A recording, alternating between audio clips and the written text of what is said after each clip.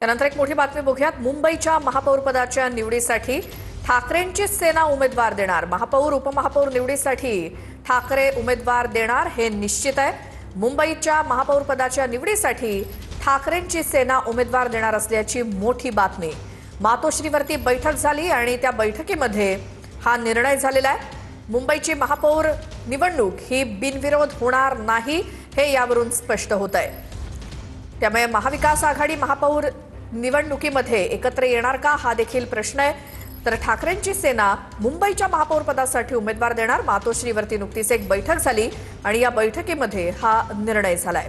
त्यामुळे मातोश्रीवरच्या बैठकीमध्ये झालेल्या या निर्णयानंतर काँग्रेसच्या भूमिकेकडे आता लक्ष आहे, कारण मुंबईत महापौर पदाच्या निवडीसाठी ठाकरे उमेदवार देणार हे निश्चित।